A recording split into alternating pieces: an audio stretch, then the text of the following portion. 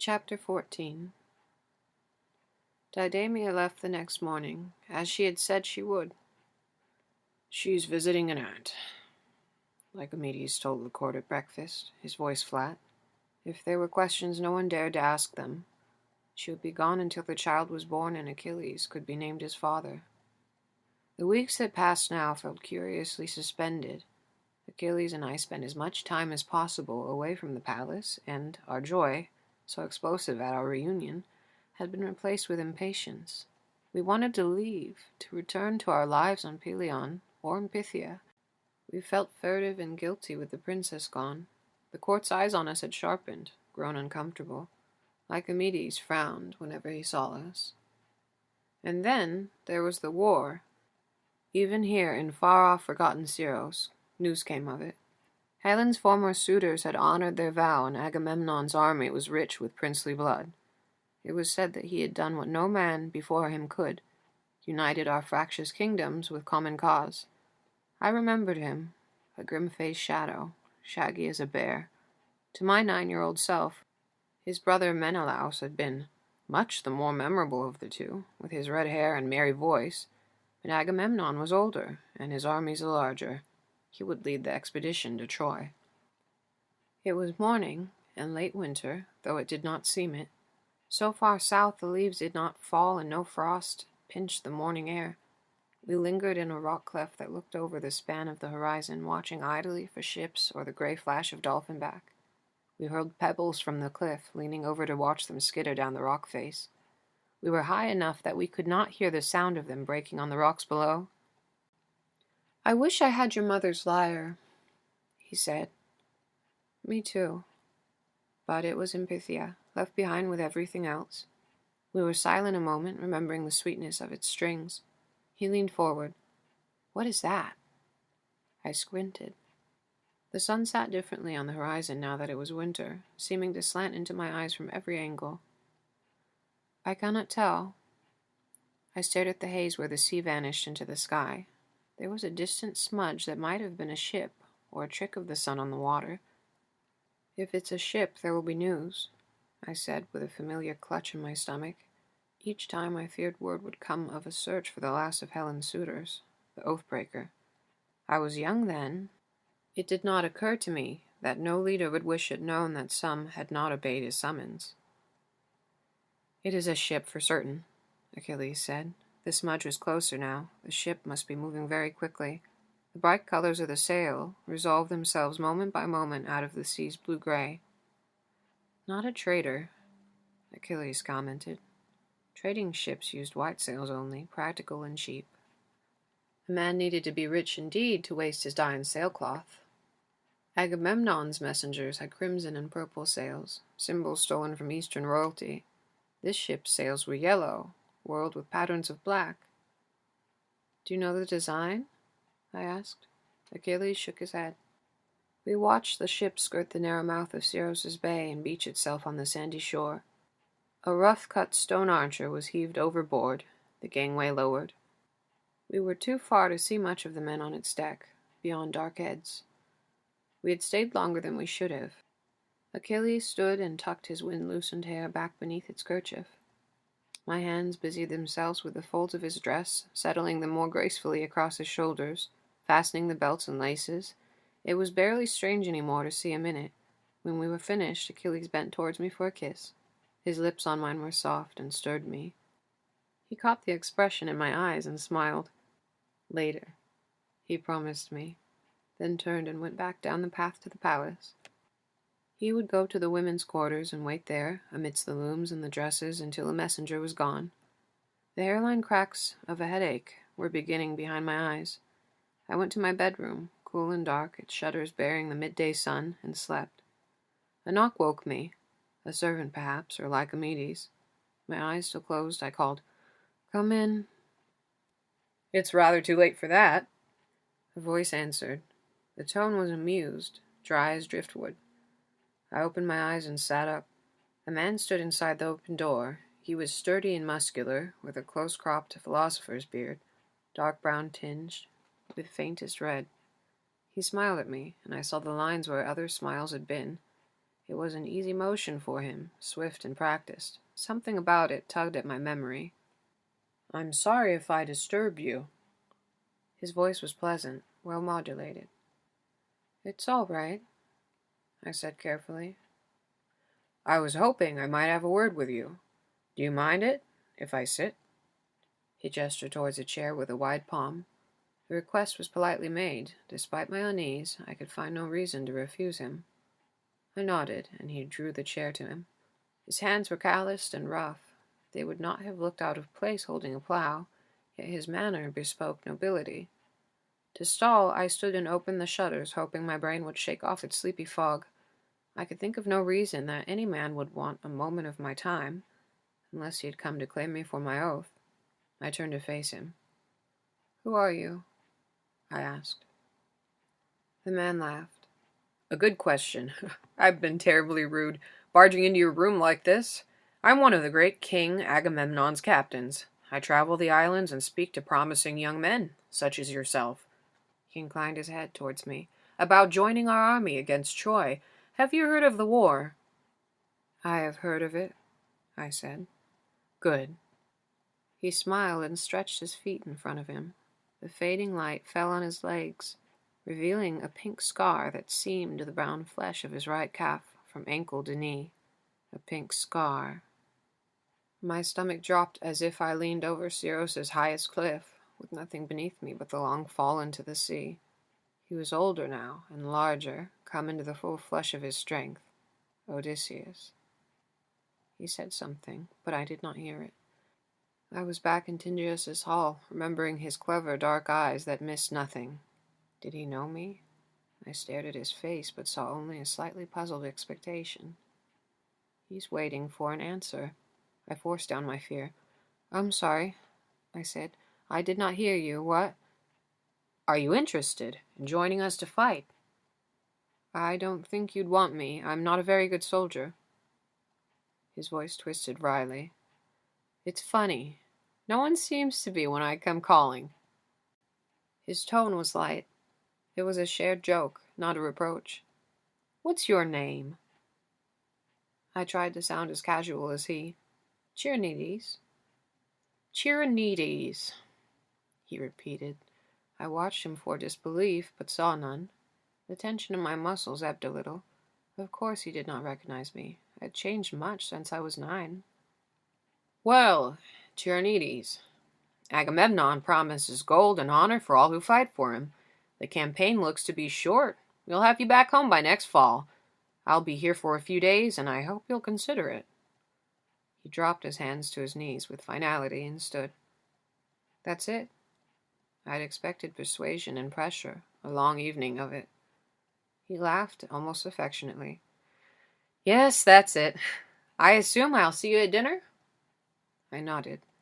He made as if to go, and then stopped. "You know, it's funny.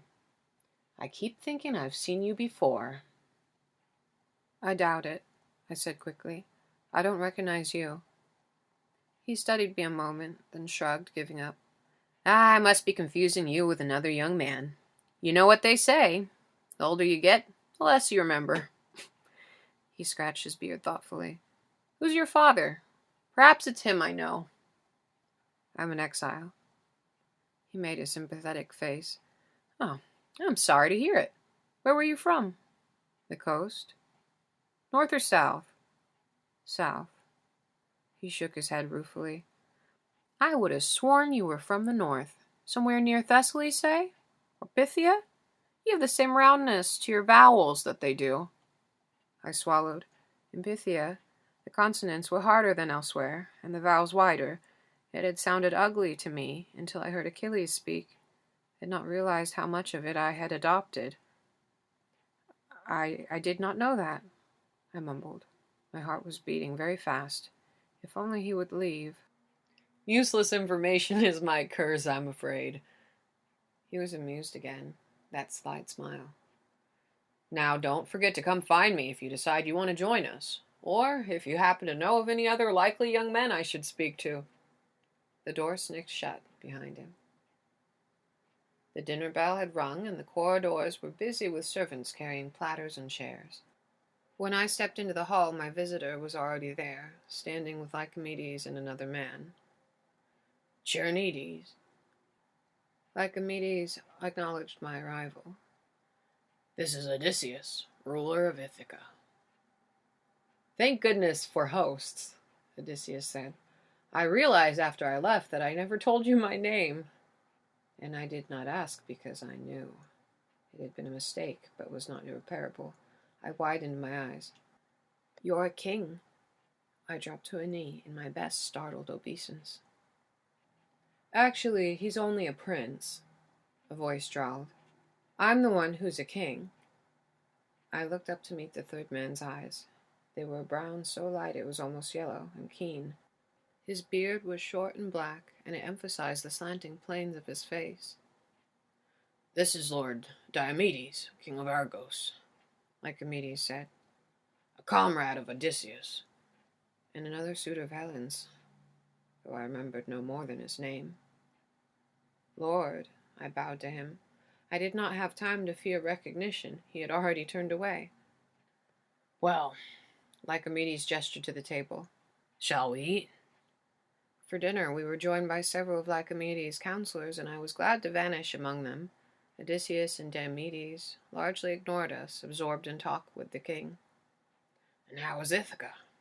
Lycomedes asked politely. Ithaca is well, thank you, Odysseus answered. I left my wife and son there, both in good health. Ask him about his wife, Diomedes said. He loves to talk about her. Have you heard how he met her? It's his favorite story. There was a goading edge to his voice, barely sheathed. The men around me stopped eating to watch. Lycomedes looked between the two men, then ventured. And how did you meet your wife, Prince of Ithaca? If Odysseus felt the tension, he did not show it. You are kind to ask. When Tindrius sought a husband for Helen, suitors came from every kingdom, I'm sure you remember. I was married already, Lycomedes said. I did not go. Of course. And these were too young, I'm afraid. He tossed a smile at me, then turned back to the king. Of all these men, I was fortunate to arrive first. The king invited me to dine with the family, Helen, her sister, Clytemnestra, and their cousin Penelope. Invited? Diomedes scoffed. Is that what they call crawling through the back end to spy upon them? I'm sure the Prince of Ithaca would not do such a thing. Lycomedes frowned. Unfortunately, I did just that, though I appreciate your faith in me. He offered Lycomedes a genial smile. It was Penelope who caught me, actually. She said she'd been watching me for over an hour and thought she should step in before I hit the thorn bush. Naturally, there was some awkwardness about it, but Tindrius eventually came around and asked me to stay. In the course of dinner, I came to see that Penelope was twice as clever as her cousins, and just as beautiful. So, as beautiful as Helen? Diomedes interrupted. Is that why she was 20 and unmarried? Odysseus's voice was mild. I'm sure you would not ask a man to compare his wife unfavorably to another woman, he said. Diomedes rolled his eyes and settled back to pick his teeth with the point of his knife. Odysseus returned to Lycomedes. So, in the course of our conversation, when it became clear that the Lady Penelope favored me— Not for your looks, certainly, Diomedes commented. Certainly not, Odysseus agreed. She asked me what wedding present I would make to my bride. A wedding bed, I said, rather gallantly, of finest home oak. But this answer did not please her. A wedding bed should not be made of dead, dry wood, but something green and living, she told me. And what if I can make such a bed? I said. Will you have me?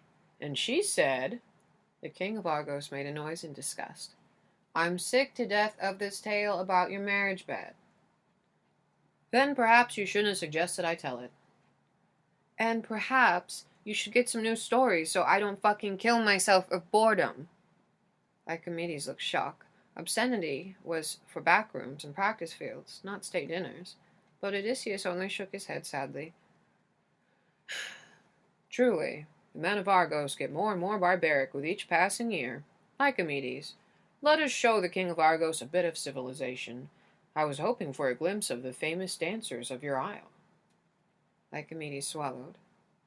Yes, he said. I had not thought. He stopped himself, then began again with the most kingly voice he could summon. If you wish. We do. This was Diomedes. Well. Lycomedes' eyes darted between the two men. Thetis had ordered him to keep the women away from visitors, but to refuse would be suspicious. He cleared his throat and decided, well, let us call them then. He gestured sharply at a servant, who turned and ran from the hall. I kept my eyes on my plate so that they would not see the fear in my face.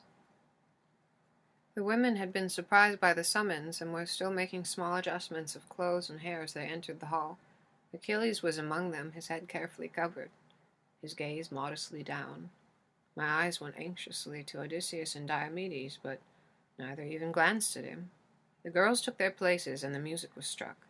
We watched as they began the complicated series of steps. It was beautiful, though lessened by Didame's absence. She had been the best of them. "Which one is your daughter?" Diomedes asked.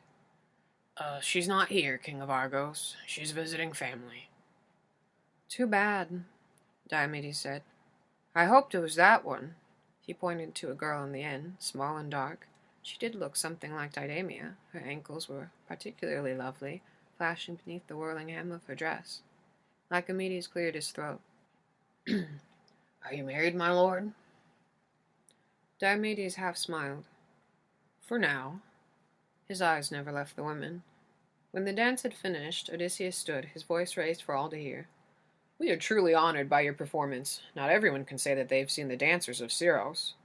As tokens of our admiration, we have brought gifts for you and your king." A murmur of excitement. Luxuries did not come often to Syros. No one here had money to buy them. "You are too kind." Lycomedes' face was flushed with genuine pleasure. He had not expected this generosity. The servants brought trunks forth at Odysseus' signal and began unloading them on the long tables. I saw the glitter of silver, the shine of glass and gems. All of us, men and women both, leaned towards them, eager to see. "Please take what you would like," Odysseus said. The girls moved swiftly to the tables, and I watched them fingering the bright trinkets. Perfumes in delicate glass bottles, stoppered with a bit of wax. Mirrors with carved ivory for handles. Bracelets of twisted gold. Ribbons dyed deep in purples and reds. Among these were a few things I assumed were meant for Lycomedes and his counselors. Leather-bound shields, carved spear-hafts, and silvered swords and supple kidskin sheaths. Lycomedes' eyes had caught on one of these, like a fish snagged by a line. Odysseus stood near, presiding benevolently. Achilles kept to the back, drifting slowly among the tables. He paused to dab some perfume on his slender wrists, stroked the smooth handle of a mirror. He lingered a moment over a pair of earrings, blue stones set in silver wire. A movement at the far end of the hall caught my eye. Diomedes had crossed the chamber and was speaking with one of the servants, who nodded and left through the large double doors. Whatever it was could not be important. Diomedes seemed half asleep, his eyes heavy-lidded and bored. I looked back to Achilles. He was holding the earrings up to his ears now, turning them this way and that, pursing his lips, playing at girlishness. It amused him, and the corner of his mouth curved up. His eyes flicked around the hall, catching for a moment on my face. I could not help myself. I smiled. A trumpet blew, loud and panicked. It came from outside, a sustained note followed by 3 short blasts. Our signal for utmost impending disaster. Lycomedes lurched to his feet. The guards' heads jerked towards the door. Girls screamed and clung to each other, dropping their treasures to the ground in tinkles of breaking glass. All the girls but one. Before the final blast was finished, Achilles had swept up one of the silvered swords and flung off its kidskin sheath. The table blocked his path to the door. He leapt it in a blur, his other hand grabbing a spear from it as he passed. He landed, and the weapons were already lifted, held with a deadly poise that was like no girl, nor no man either. The greatest warrior of his generation. I yanked my gaze to Odysseus and Diomedes and was horrified to see them smiling. "Greetings, Prince Achilles," Odysseus said. "We've been looking for you." I stood helpless as the faces of Lycomedes' court registered Odysseus's words, turned towards Achilles, stared. For a moment Achilles did not move, and slowly he lowered the weapons. "Lord Odysseus," he said. His voice was remarkably calm. "Lord Diomedes." He inclined his head politely, one prince to another. "I am honored to be the subject of so much effort." It was a good answer, full of dignity and the slightest twist of mockery. It would be harder for them to humiliate him now. "I assume you wish to speak with me. Just a moment. I will join you." He placed the sword and spear carefully on the table. With steady fingers he untied the kerchief, drew it off. His hair, revealed, gleamed like polished bronze. The men and women of Lycomedes' court whispered to one another in muted scandal. Their eyes clung to his figure. "Perhaps this'll help?"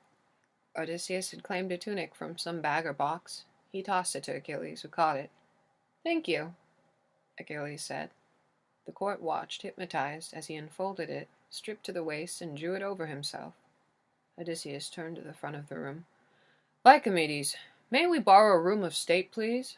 We have much to discuss with the Prince of Phthia." Lycomedes' face was a frozen mask. I knew he was thinking of Thetis and punishment. He did not answer. "Lycomedes?" Diomedes' voice was sharp, cracking like a blow. "Yes," Lycomedes croaked. I pitied him. I pitied all of us. "Yes, just through here." He pointed. Odysseus nodded. "Thank you." He moved towards the door, confidently, as if never doubting, but that Achilles would follow. "After you," Diomedes smirked. Achilles hesitated, and his eyes went to me, just the barest glance. "Oh, yes," Odysseus called over his shoulder. "You're welcome to bring Patroclus along if you like. We have business with him as well,